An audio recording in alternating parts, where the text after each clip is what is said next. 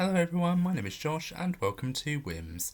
And today I'm going to give you my review for the second episode of Inside No. 9 Series 9 called The Trolley Problem. And this follows two men, both played by Steve Pemberton and Reece Shearsmith, one of whom is called Blake, played by Pemberton, who is a therapist, and upon saving a guy who he believes is leering over a bridge about to jump off of it, he saves his life and essentially brings him back to his house to give him a cup of tea and a little chat.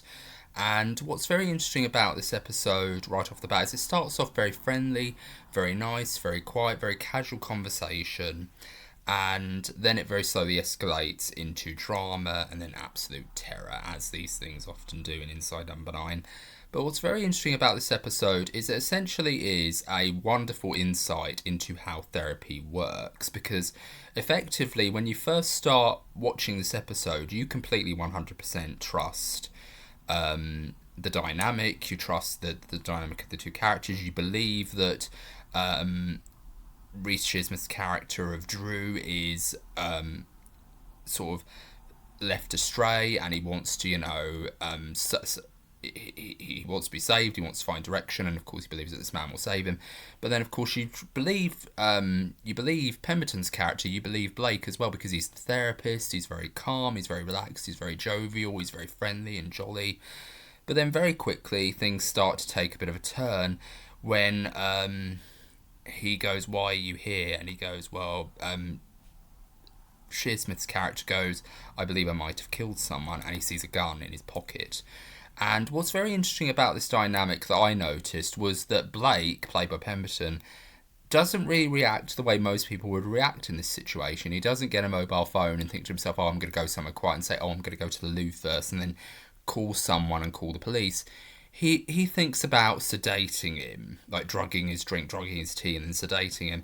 And I'm thinking to myself, that's weird, because part of me feels like, why would you do that? Why wouldn't you just call the police? Because you are a therapist, you have every right to, call the police, and you are, of course, a citizen as well, so you do have a right to call the police. So I thought that was weird. That was a very weird reaction.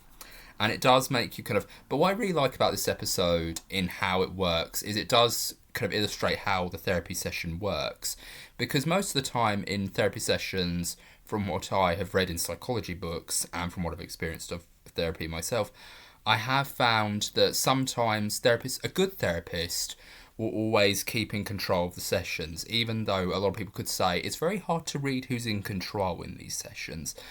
The therapist is always in control, but what's very interesting is that therapists can often give their patients in the sessions this feeling of they're completely in control, like, "How are you today? And what would you like to talk about?" and all the rest of it. And it'll always be casual, but that's always to make the patient feel relaxed. And then very quickly, if they feel like, if it's on the trajectory of what are we trying to get to the bottom of here in these sessions, what are we trying to establish with your condition, why are you here in this therapy session, why are you here with me today, it will always try to build up to that. If it veers off into a different direction, or if it veers off into a path that the therapist doesn't want, the therapist will re-grab the reins and steer the conversation back to what he really wanted, or he or she wanted the session to originally go down.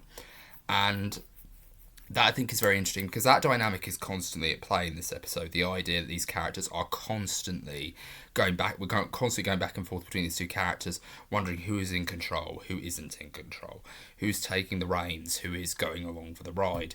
How is all of this tying together? What's going to be the big twist? What's going to be the big shocker? And what's very interesting is it turns into a story about fatherhood, because Reece Shearsmith's character of Drew reveals that his daughter was in fact a patient of Pemberton's, of Blake's, back when he had a daughter, and of course they were going through this very rocky relationship. And one of the last things he said to his daughter before she died, before she met her end, was go seek some therapy or go get help. And that's one of the things that's always haunted Drew Shearsmith's character ever since. And what's very interesting is that he picks up a photo frame that has these 10, 11 faces on it, and whichever face you pick out, I don't know what it's technically called, I can't really remember, and I've watched this episode twice, so it feels very weird, But this particular thing that he picks out, it's basically designed to, if you look at a face that you find particularly scary, if you pick it out of a crowd out of 1, 2, or 10, that person will be the person who you are most characterised from a diagnosis perspective. And one of the ones that Steve Pemberton picks out is a very miserable looking elderly woman, and Blake says that, oh, that's the depressive. You're clearly living with guilt, or you've lived with guilt for a very long time, you feel like everything's your fault, and this is where you're at. And then, of course, Shearsmith picks out another face, and he goes, oh, this weird looking guy looks like you, and he goes, oh, that's the sadist. And that's very interesting, because in a way that is very much true of the characters in terms of their trajectory as individuals, because Shearsmith's character of Drew feels very much guilt-riddled for what happened with his daughter, whereas in many cases Blake has no guilt at all. He just feels like, oh, that's the luck of the draw. I was a therapist and my patient died on me. It's a tragic circumstances, but that comes with the job. You can't let it haunt you. But in many cases, I hate Blake in this episode, because he really is one of those particular examples of why people are very hesitant to go to therapy. Because people often think that, oh yeah, your therapist might be a creep, or your therapist might be, doing very shady shit. But in many cases, therapists are just, ordinary people who are trying to make a living.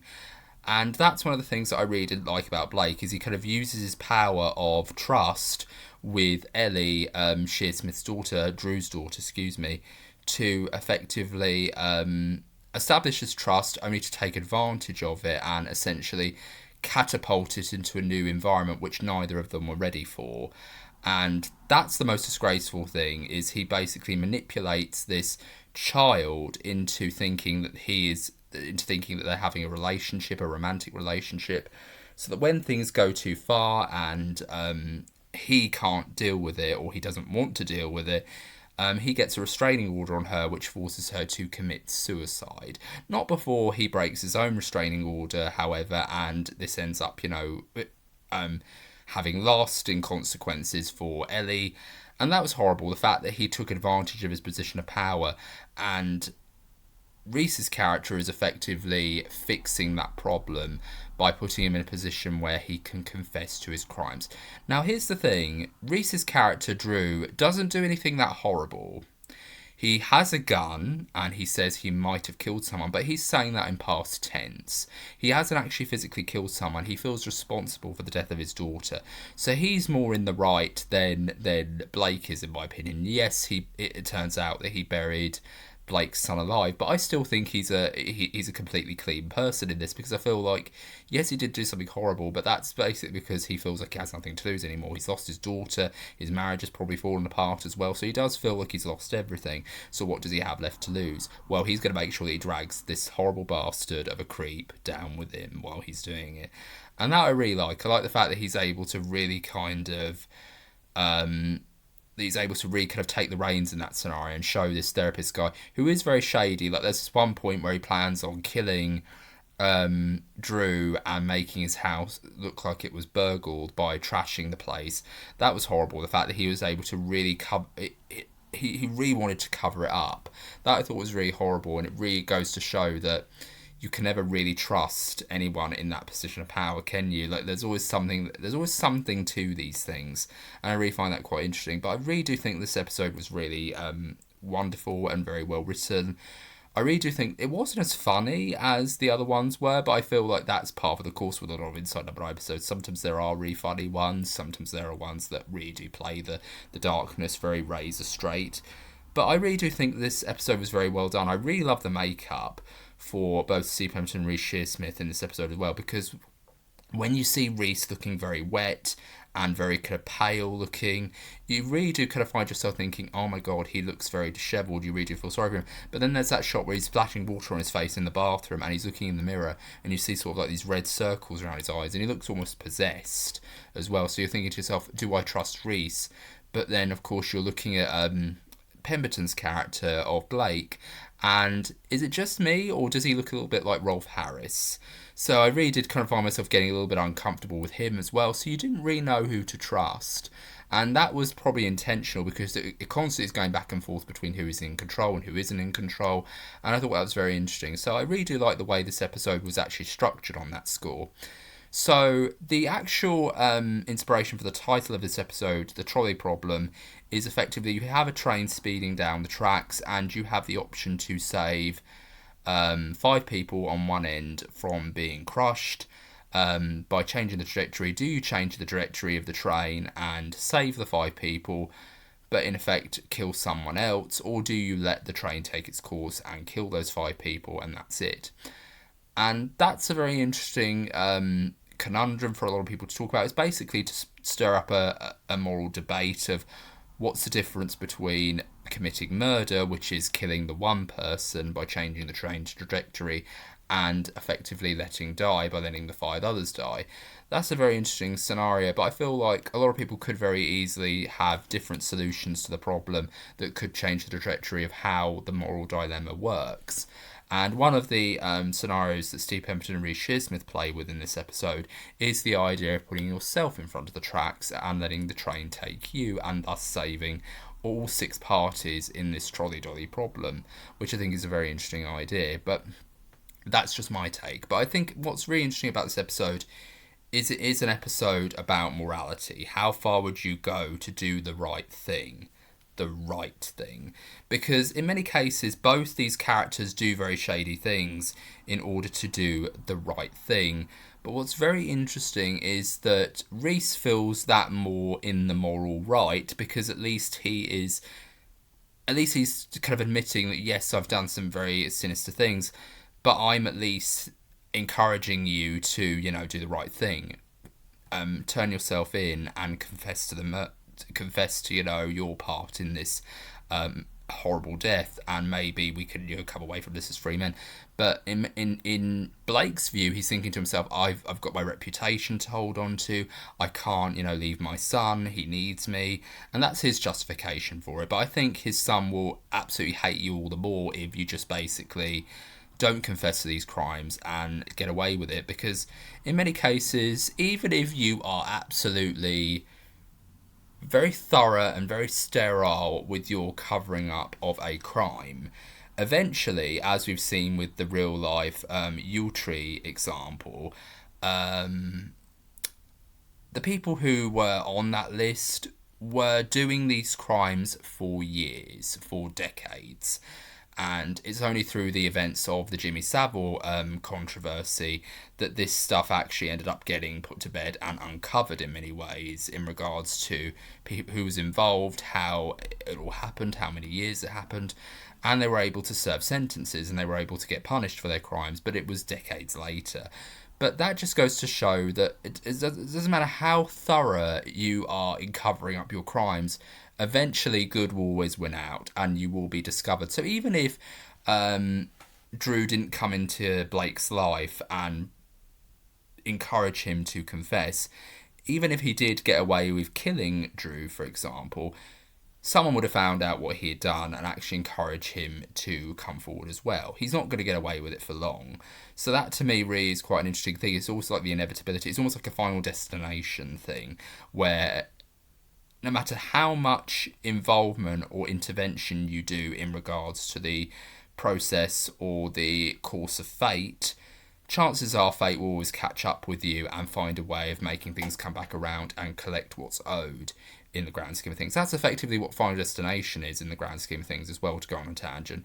It's effectively the trolley dolly problem, but given a certain degree of spice, where a character does intervene in the course of fate, and thus fate comes back around to get what was owed. And that's effectively what's happening here, is it's effectively the fate coming back around and eventually, coming to get Blake, as it were. But it is a very interesting episode. I want to hear you guys' thoughts, because I'm sure there's pretty much certain things that I probably haven't covered in this review, but I do hope to hear your thoughts in the comments on this episode.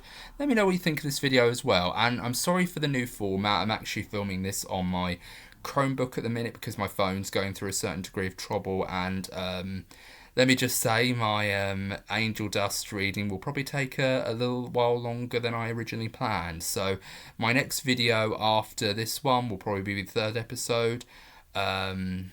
It's called the Mulberry Circle, I think it's called, and look forward to that very soon. But I've also got another video planned on a review for Late Night with the Devil, so if you are interested in hearing my thoughts on that particular film, please stay tuned to that as well. And I hope you're all having a very good day. This has been Josh with Whimsical and Interesting Musings, and if you like this video, please be sure to give it a thumbs up. And if you want to let me know your thoughts on this episode, please comment down below. And if you want to see more videos, please make sure that you hit the subscribe button and hit the notification bell so you can get notified whenever I upload a new video. And if you're on your phone, make sure you go into your settings and switch on notifications. I've been Josh with Whimsical and Interesting Musings. I hope you're all doing very well. Take care. Bye for now.